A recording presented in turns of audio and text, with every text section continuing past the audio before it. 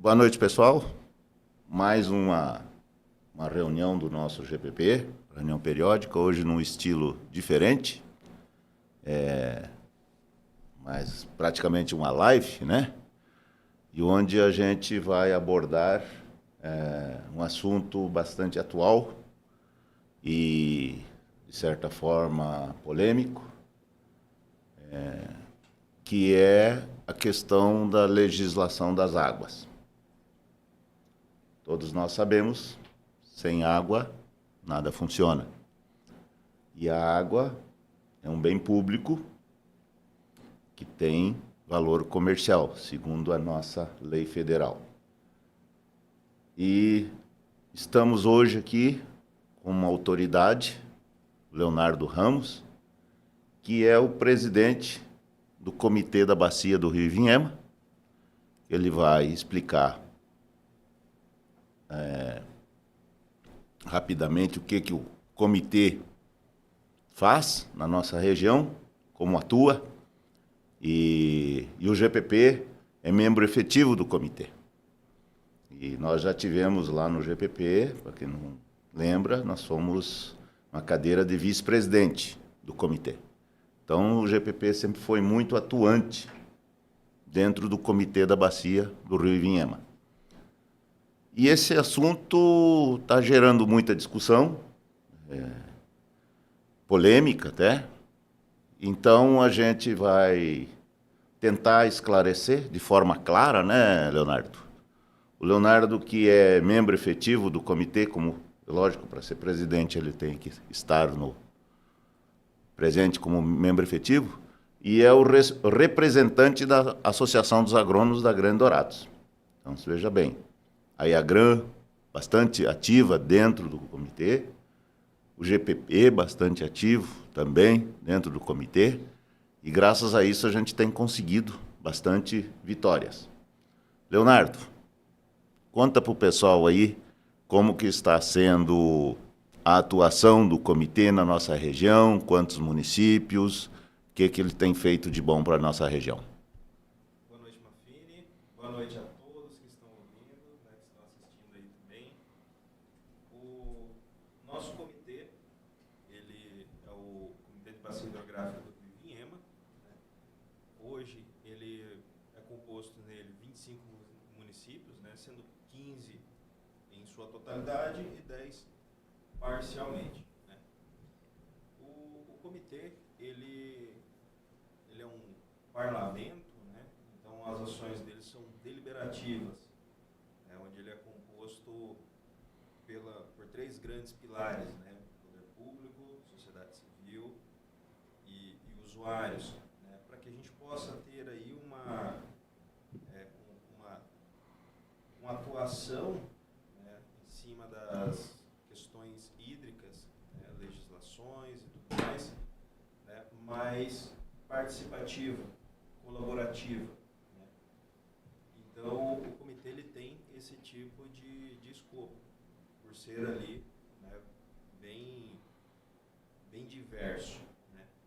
E o comitê, ele hoje atua aí dentro da bacia, né, em cima do seu plano de bacia. Todo comitê ele precisa ter um plano de bacia para que ele possa ser executado, né, para que ele possa ser bem desenvolvido. E o comitê, deixa eu só arrumar aqui um pouquinho. Isso, que o pessoal está reclamando que tua voz está baixa. Minha voz é baixa, perdão aí quem está ouvindo, minha voz é realmente baixa, eu vou tentar falar o mais alto possível, beleza? Então, todo comitê ele tem, né, seu plano de ação, e o nosso comitê ele vem executando, né, de uma maneira bem tranquila, executando todos os seus pontos aí no plano de ação, onde nós fazemos parte de estudos, enquadramentos, né, atuamos sobre questões hídricas, né, assuntos relacionados aí, por exemplo, a conflitos hídricos, assuntos relacionados à parte de prioridade de recursos hídricos, isso também nós atuamos. E o comitê hoje, né, é o que ele consegue fazer, né? E hoje o nosso tema é sobre essa parte hídrica e também cobrança, né? E é um dos pontos até onde o comitê se vê meio travado, né? Por não poder fazer mais, por não poder entregar mais para a sociedade, é que hoje ele só tem a função deliberativa mesmo. Ele não consegue atuar com mais nada porque não tem recurso, né? Todos os seus membros, por exemplo, né, que não são funcionário público, porque o funcionário público normalmente ele recebe uma diária para poder ir, né, uma ajuda de custo para poder ir, mas no geral boa parte ali não recebe nada. Vai porque gosta, vai porque abraça a causa, né? Então hoje é a situação que a gente vive ali dentro do comitê. E ainda assim nós trabalhamos bastante. A gente está sempre ativo e agora buscando movimentar mais, botando lenha na fogueira para ver se a gente dá uma impulsionada para esse próximo ano. Realmente, eu que já estou no comitê aí há vários anos, é por amor à camisa. A gente não recebe salário, não recebe ajuda, por amor mesmo à profissão. Só para posicionarmos o pessoal que está nos acompanhando, sabe por que participar do comitê? Só para vocês entenderem. O que acontece? Existe uma legislação federal sobre os determinados usos, como o aproveitamento desses rios, águas e tudo mais. O que acontece? Um rio, na nossa região, ele é muito diferente, tem as características diferentes de um rio do Nordeste, por exemplo. Então, lá a legislação local tem que ser diferente da nossa. Assim como um rio, por exemplo, aqui bastante de Bonito, que é um rio praticamente para turismo, também tem que ser um uso diferente dos nossos rios. Que os nossos rios, eles têm questão de indústrias, a questão das ETs, né, os dejetos aí urbanos. Então, enfim, toda uma característica regional. E é por isso que o comitê é importante, porque é dentro do comitê que se fazem as normas de particularidades de cada região, para não deixar dúvida. Um rio lá do Nordeste tem um comportamento. Um rio da região aqui do nosso Ivinhema tem outro comportamento. Um rio de Bonito, por exemplo, totalmente diferente. Quer dizer, uma prática que se faz em Bonito não pode ser, o que se faz na nossa região não pode ser feito em Bonito. Então é só para o pessoal entender. Então, assim, para a gente direcionar aí a nossa reunião, Leonardo. Então, a ideia seria de onde viemos, onde estávamos nessa questão de comitês e legislação, onde estamos e para onde vamos. É mais ou menos isso. Esse é o objetivo da nossa reunião. Tá, pessoal? Então, onde estávamos? Foi feito o plano da bacia, certo? Estamos já cumprindo o plano da bacia. E agora o que temos que fazer? É colocar em prática todo aquele plano que foi colocado ali, se não me engano, é multianual, né? Tem metas multianual, é isso? Exatamente. Só aproveitando, né, o que o Mafini falou, que é importante, né? Mato Grosso do Sul é um estado, de certa forma, bem abundante em água. Muito. Né? E quando a gente fala em abundância em água, e é assim há séculos, as pessoas não estão nem um pouco ainda inseridas num contexto onde elas consigam, às vezes, entender o que é uma escassez. E isso ocorre já em várias bacias hidrográficas. E essa escassez nas bacias hidrográficas é ali que o comitê atua. Que nem você falou, né? É na particularidade. Né? Então, o comitê vai atuar nesse ponto de conflito. Ele vai atuar na questão da priorização. né? Então, enquanto todo mundo tem água, enquanto está tudo belezinha, tá legal. O problema é, e a hora que começar a ter problema hídrico? E a hora que começar a faltar água? E a hora que começar no período de seca, rio minguar? Né? Para quem que vai usar essa água? Quem que vai ter prioridade? E é aí que o comitê vai começar a trabalhar mais ativamente. É aí que ele vai começar a desenvolver o seu papel, né? Vamos dizer assim, mais de posicionamento, né? Só que quanto mais nós pudermos levar isso para o futuro, quanto mais nós pudermos postergar isso, melhor, né? E como que a gente faz isso? É cuidando do que a gente tem hoje. Não tem outra saída, né? Quanto melhor a gente cuidar do que a gente tem hoje, quanto melhor a gente poder trabalhar esses recursos, né, de uma maneira consciente, de uma maneira efetiva, garantindo progresso e ao mesmo tempo o cuidado, né, fica show de bola. Perfeito. Só para lembrar, pessoal, que nós estamos numa região essencialmente agrícola, nós que atuamos diretamente no agro, e o item, a ferramenta irrigação, no nosso estado e a nível Brasil, está sendo fomentada. Então, essa questão da irrigação, por exemplo, para se fazer um projeto de irrigação, a primeira coisa que precisa, o que é? A outorga. Precisa a outorga do uso da água. Então, esse é o primeiro passo. E, a partir daí, o licenciamento ambiental. E aqui o Leonardo é um dos especialistas nisso, que é a praia dele. Ele só mexe com isso, é a especialidade dele. Então, nos programas, nós temos aqui, no Mato Grosso do Sul, o programa Irriga MS. Agora, na nossa bacia, foi criado o Polo de Irrigação, que é um incentivo do governo federal para a nossa região, certo? Com toda a montagem da infraestrutura. E os incentivos de financiamento, né? Porque nós estamos aqui numa região de transição climática e a irrigação é uma ferramenta fundamental nesse processo, tá? Então, há um estudo aí da FAO, que nós ouvimos aí, eu não sei muito bem se dá para acreditar nesse número. Mato Grosso do Sul nós temos aí 4 milhões e 300, 4 milhões e 400 mil hectares de soja.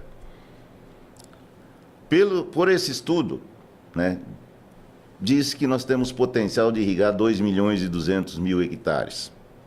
Eu não acredito muito nesse número, acho que é muito alto. Mas nós temos rios superficiais e nós temos também esses rios subterrâneos, né, que são os aquíferos que passam aqui na nossa região, que praticamente não são explorados. Enfim, então tem toda uma questão de uso das águas aí que temos pela frente para ser explorado, e o comitê que vai ser o mediador nessa questão. E aí, avançando na conversa, nós tivemos aqui uma reunião na UFGD, onde vieram pessoas de outras regiões do Brasil, onde os comitês estão mais avançados, onde já estão usando a ferramenta da cobrança. Pessoal, essa questão da cobrança, eu particularmente, sempre fui contra dentro do comitê, porque é mais uma taxa, né?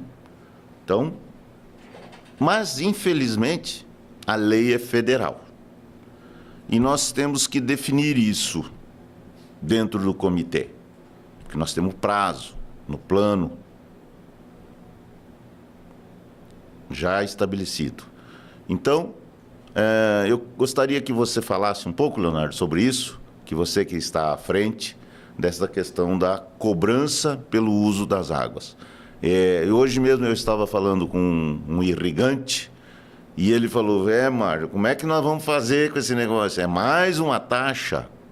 Então, Leonardo, por favor. Beleza. Mário, então, esse ponto, ele realmente é um ponto que levanta muita polêmica, né? O pessoal tem aí uma cisma muito grande, né? Eu confesso que eu também, né? Eu trabalho com licenciamento ambiental, né? Em topografia, só que no meio disso, né? A gente busca o progresso, né? Eu sou engenheiro agrônomo, né? De formação, e atuo junto aí dos produtores rurais, né? Atuo dentro da parte de licenciamento de recursos hídricos, e a gente vê no dia a dia o tamanho do... Como é que eu posso dizer? Não é desgosto, né? Do receio em cima disso, do receio com relação a recursos hídricos. E o que dá para dizer sobre isso atualmente, né, é que cobrança do uso da água não é um negócio que a gente inventou. Isso aqui não surgiu ontem, a gente não sentou numa cadeira e falou assim, o que vocês acham de a gente começar a cobrar água? Não, isso não surgiu do nada, né? Isso começou lá em 97, né? Na Lei 9433, né? Que é a Lei das Águas. Lá o governo federal, ele instaurou, né, as outorgas, criou os comitês, definiu quais seriam as regras do jogo e botou, por exemplo, as outorgas para os estados se resolverem, né? Falou assim, estado, você vai lá e cria teu instrumento de outorga. E comitê, você vai ficar encarregado de criar a cobrança do uso da água. Porque a água é um bem, né? É um bem público, só que de valor monetário. Então, se ele é um bem público de valor monetário, isso acaba levando a cobrança. Então, foi onde ele falou, comitês, vocês vão ter que cobrar a água, né? E com isso, né, os comitês começaram a trabalhar. Só que não é um negócio que a gente queira fazer, né? Só que a pressão está aí, né? A pressão vem. O detalhe não tem para onde fugir. Isso está previsto em lei de 97. Uma hora vai ter que chegar lá. Quais são as formas de serem cobrados, né? Eu acho que esse é o principal ponto, né? E você, Mário, você gostaria de pagar R$1 por metro cúbico ou 1 centavo por metro cúbico? Eu, na verdade, não gostaria de pagar nada. Não, tudo bem, mas vamos colocar que é uma situação que você não tem por onde fugir. O mínimo possível, né? O mínimo possível. Perfeito. Então vamos partir dessa premissa, que a gente queira pagar o mínimo possível, né? Existem algumas formas de você calcular o quanto que você vai pagar de água, né? E isso é tudo dado num coeficiente que a gente chama de PPU. Esse PPU ele é o coeficiente base. Dele a gente cria as ramificações com base em categoria, algumas coisas a mais. Só que o PPU é o base de tudo. E é função do comitê decidir isso. Só que a gente sabe, e não é de hoje, né, já faz alguns anos, que alguns estados, por simplesmente demorarem muito para instaurar a cobrança de água, vem pressão política de cima para baixo, mandando o governo fazer essa cobrança. O que acontece nesse caso? Eles tiram esse poder da mão do comitê e eles instauram a cobrança. E qual pode ser a implicação disso, né? Só fazendo uma ideia aqui bem simples, qual pode ser a implicação disso? O comitê ele é formado por 3 pilares, né? Nós temos poder público, sociedade civil e usuários. Os 3 têm poder de voto, os 3 têm peso. E no nosso comitê são pesos igualitários, não tem disparidade entre eles, é igualitário, né, o peso entre eles. Ou seja, se o comitê aprovar alguma coisa, vai ser aquilo que os 3 acharam legal, né? Vai ser um valor que os 3 acharam legal. Agora, Imagine se a pressão vem de cima para baixo e o governo, única e exclusivamente o governo, tenha que decidir o valor. Como é que vai ser isso? Eu prefiro discutir aqui nas bases, certo? E colocar em votação, que é o que vai ser feito. Então, é o que a gente espera, né? E é nisso que a gente vem trabalhando. Para quê? Para que o comitê faça a criação da cobrança de água, né? E tem um detalhe, não é o comitê quem cobra. O comitê ele não tem poder de ação, né? O comitê ele é deliberativo, né? Ele é um parlamento. Quem vai fazer, executar, vai ser a agência de bacia, né? E essa agência... Você está dizendo que vai ser criada uma agência para administrar esse recurso, é isso? Exatamente isso. E é aí que a gente entra em outro ponto, né? Então a gente tem o primeiro ponto que é quem que vai instaurar a cobrança? É comitê ou é governo? Né? Preferencialmente o comitê. Preferencialmente o comitê, né? Então vamos partir desse ponto. E aí nós temos outro ponto que é como que vai ser essa agência? Nós temos dois tipos de agência. A primeira delas é aquela que está ligado ao governo, né? Então nós temos como fazer um caixa e aquela agência receber esse dinheiro ir para um cofre público. E nós temos agências que são agências privadas. E esse dinheiro vai para uma conta privada, né? Então nós temos esses dois tipos de agência. E aí vem aquele ponto. Qual tipo de agência que nós queremos? Público ou privada? Eu prefiro a privada. Né? Porque daí você tem como você diz, um controle direto desses valores e o direcionamento. Eu acredito que o destino destes valores serão decididos em plenário ou por uma comissão gestora. Exatamente. Então, é por isso que, na hora de se pensar de cobrança de água, a gente tem que levar tudo isso em consideração. Porque você pegar ali uma agência pública, o dinheiro vai para um cofre público. Então, se der algum problema no Estado, que garantia que a gente tem que esse dinheiro vai ser usado naquilo que ele deve ser usado? Pois é. Né? Porque o recurso... esse é um ponto. O recurso, ele não é um recurso para você gastar ele no asfalto, não é para você gastar ele numa clínica, não é para você gastar ele numa escola. Não, ele é um recurso para você gastar na bacia para coisas vinculadas a recursos hídricos. Para o benefício da comunidade. Para o benefício da comunidade, perfeito. Exatamente. Entendeu? Então não é um dinheiro para gastar à toa e de qualquer jeito. Então você ter esse dinheiro numa conta privada, ele te garante que você vai poder utilizar ele do jeito que ele deve ser utilizado, né? Fazendo ações ali dentro da própria bacia, né? Por exemplo, nós temos aí um caso de um comitê, um comitê federal, né? O CBH Paranaíba, que ele é uma das referências nacionais hoje. E ele é um comitê que, por exemplo, eles recebem ali milhões por ano, que eles englobam 3 estados, um monte de bacias, né? Então eles recebem muito dinheiro todo ano. E o dinheiro deles eles revertem numa série de atividades para a bacia. Por exemplo, eles pegaram em várias cidades. Em várias cidades que não tinham estação de tratamento. Vejam só, não tinham estação de tratamento. Ele conseguiu pegar e ajudar, às vezes, ou total ou parcial, com a construção da estação de tratamento, né? E quando a gente fala de recursos hídricos, a gente não fala só do irrigante, a gente não fala só da indústria, né?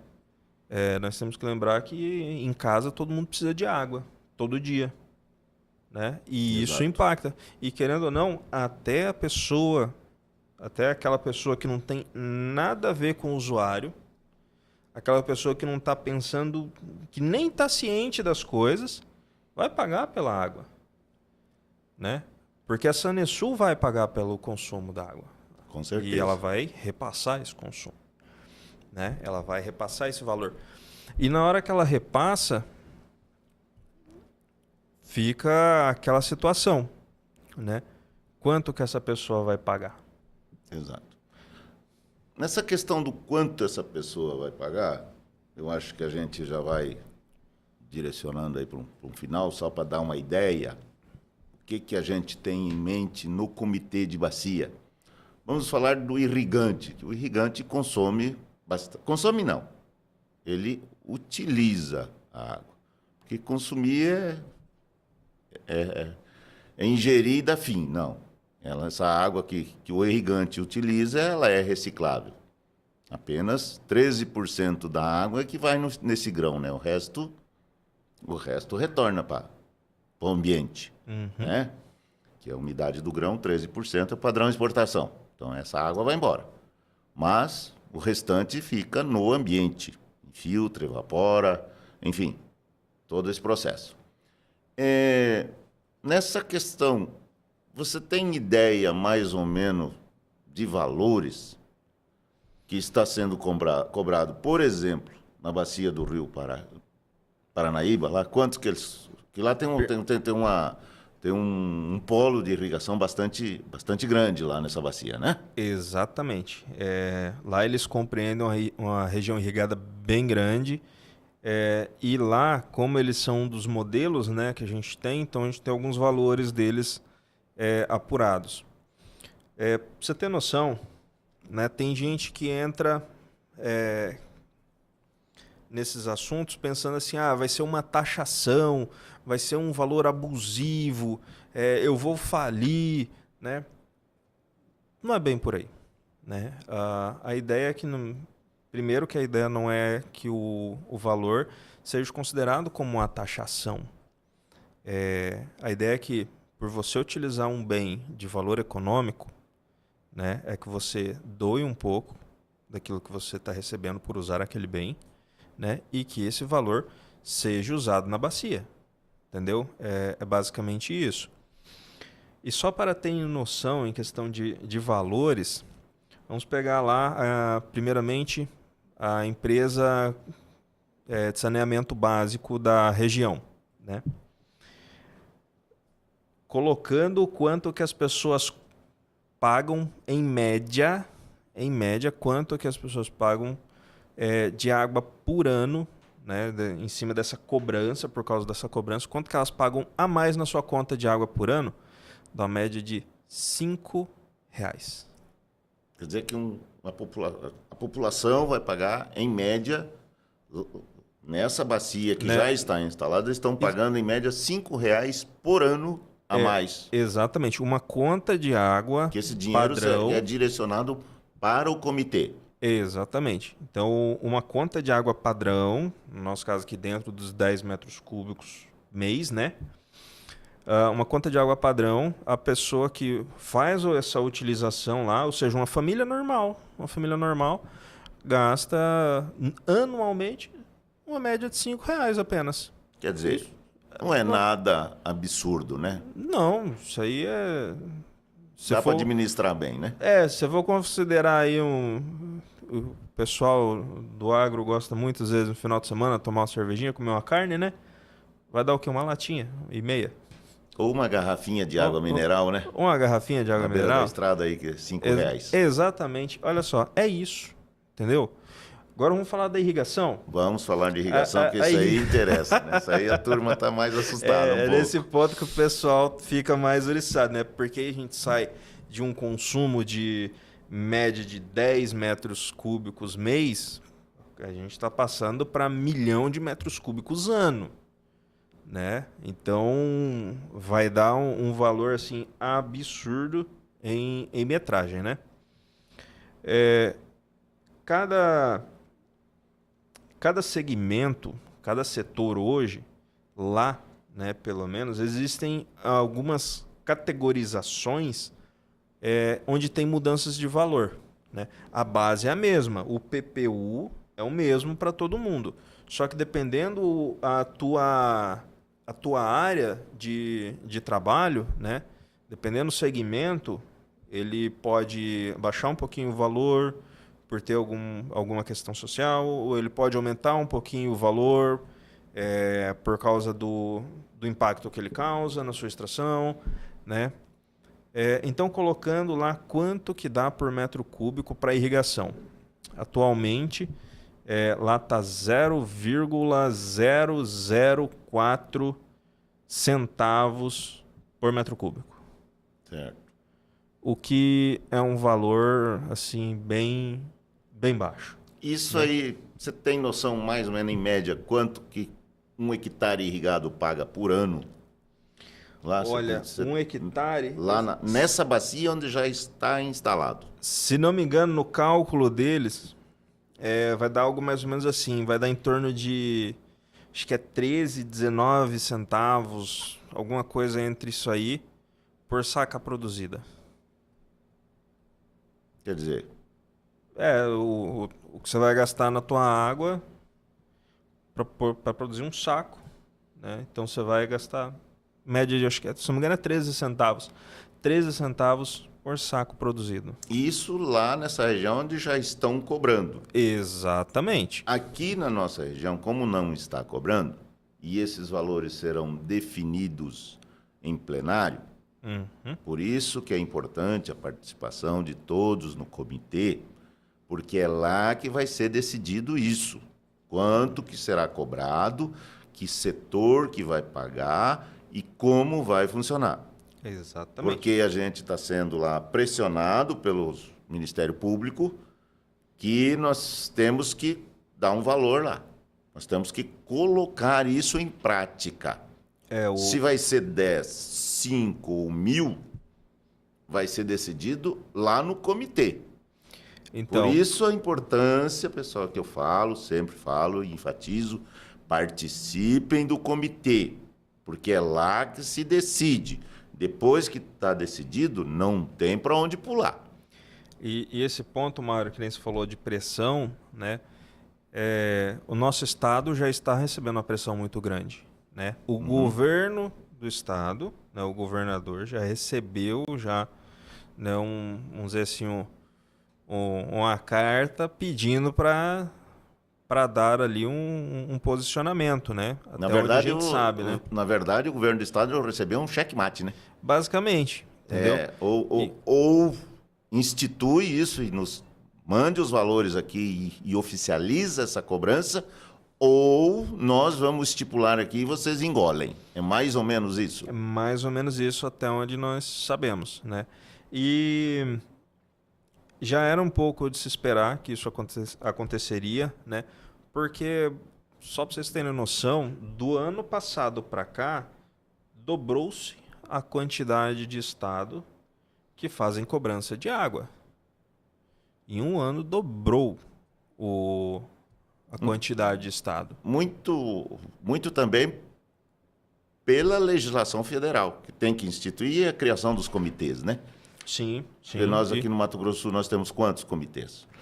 Vinhema, Hoje no Mato Grosso do Sul nós estamos com 4 comitês. Nós temos o Ivinhema, que é o nosso, né? Nós temos o da Bacia do Rio Miranda, nós temos o mais recente, que é o da Bacia do Rio Pardo, e nós temos lá em cima no estado o da Bacia do Santana e Aporé. Então hoje nós temos 4 comitês, né? Ao total nós temos 14 grandes bacias dentro do estado. É de se esperar de que em algum momento todas as bacias tenham comitês, né? Ou pelo menos que se juntem algumas bacias, né? Principalmente aquelas relacionadas ali à bacia do Paraguai, provavelmente, que é onde tem um menor uso de água, né? Uma região mais delicada hidricamente, né? Mas aqui para o nosso lado do Paraná, praticamente todas as bacias têm que ter seu próprio comitê. Bom, Leonardo, a gente agradece, o GPP agradece aí a sua presença, né? Especialista na área de recursos hídricos e presidente do comitê, com muito orgulho, né? E com todo o nosso apoio também, né? Nessa gestão. E a gente se coloca, né? A todo o pessoal do GPP, da Associação dos Agrônomos, o pessoal ligado aos produtores rurais, irrigantes, todos esses produtores, principalmente do agro, né? A gente se coloca à disposição, né, Leonardo? Eu que agradeço, Mafini, o convite, agradeço a todo mundo aí que está assistindo, né? É um ponto muito importante de ser tratado, ser conhecido, ser debatido, né? Você já fez o chamado para as pessoas vão conhecer o comitê, né? Participem do comitê, né? Eu reforço esse pedido do comitê. Nenhuma reunião ela é privada, ela é fechada. Toda reunião ela é pública, né? Toda ata é publicada, toda deliberação é publicada. Então, todo mundo é muito mais do que bem-vindo, né, a fazer parte aí do comitê e, né, as vozes têm que se somar. Né? A gente espera que as pessoas vão lá, falem, contem seus casos, né, levem coisas para que a gente possa, né, auxiliar na melhor maneira possível. Só para reforçar, né? Então, o comitê tem 33 membros efetivos de 3 segmentos. Usuários. Quem são os usuários? Toda a população, né? Através da Sanesul, aí, é um usuário. Os usuários, então, o produtor rural também é usuário, certo? Os órgãos públicos. Quem são os órgãos públicos? Prefeituras, certo? Embrapa, universidades, todos esses são órgãos públicos. E sociedade civil organizada. Quem é sociedade civil organizada? Aí entra o nosso GPP, Associação dos Agrônomos, entra OAB, entram todas as demais entidades com CNPJ constituído, certo? Então, são entidades, sociedade civil organizada. Que não representam usuários, né? Exatamente. Que representam cidadãos, ou as pessoas no dia a dia. Perfeito. Então, Leonardo, não sei se você queria deixar mais uma mensagem aí para todo o pessoal do GPP e quem está nos assistindo. Não, o GPP, né, o Mário, obrigado por tudo, né? O Mário sabe que precisar pode contar, né? A gente está aí à disposição, né? E eu espero poder ver mais pessoas ali participando das nossas reuniões. Vamos ter uma agora dia 18, para quem não sabe, será online, né? Já foi publicado no Diário Oficial, né? E nós vamos postar ali no Instagram do CBH Iviema, né? Pode pesquisar lá, @CBH Iviema, tá? Vai estar lá o link para poderem participar no dia, então tá todo mundo convidado. A gente agradecemos aqui, atrás da câmera aí está o Bruno Pontinho, secretário de Agricultura, né? Presidente também, né? Presidente da... Não, ainda não, né? Da EAGRAN? Não, ainda não, mas vai ser agora, provavelmente. Vai ser agora. Não chegou aos finalmente? Ainda não. E agradecemos também aqui ao deputado Renato Câmara, que faz parte da Comissão de Recursos Hídricos, né? Que gentilmente ofereceu o estúdio aí para a gente poder transmitir essa live aí, esse bate-papo aí bastante interessante.